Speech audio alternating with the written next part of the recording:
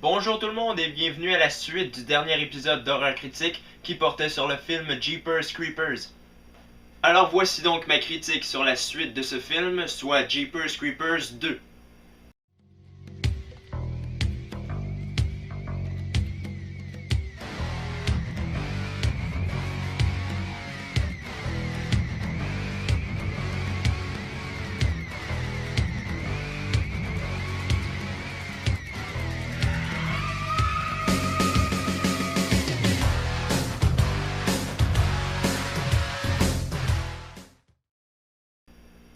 Les événements de Jeepers Creepers 2 se déroulent quelques jours après ceux du premier film.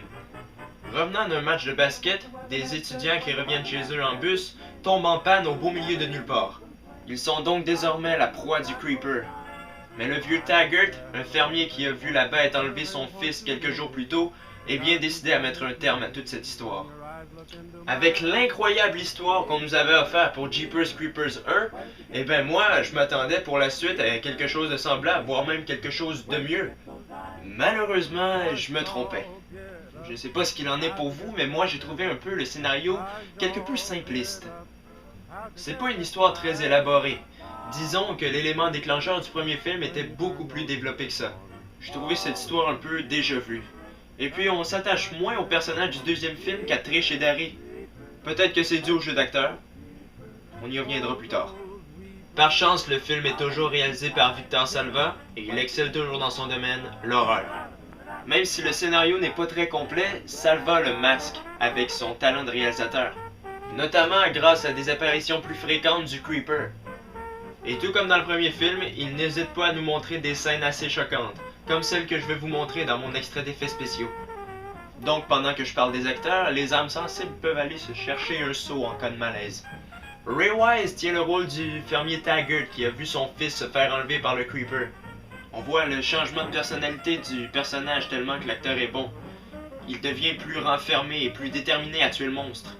Nikki Hicox, qui a joué dans un excellent épisode de la série X-Files ainsi que dans la série Supernatural, joue également dans Jeepers Creepers 2. Elle est très talentueuse à son habitude. Cependant, la prestation d'Eric Nellinger ne m'a pas du tout satisfaite. J'arrive tout simplement pas à croire à son jeu. Mais les effets spéciaux sont tout comme dans le 1, très bien faits.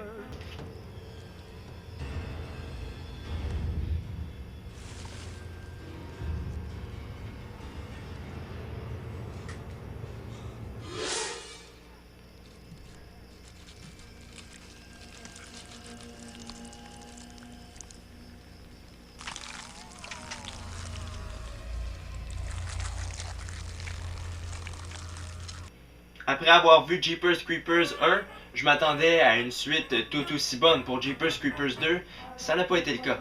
Premièrement à cause de la prestation d'Eric Nellinger, que j'ai trouvé pas très talentueux, et deuxièmement à cause de l'histoire un peu trop simpliste et un peu trop déjà vue.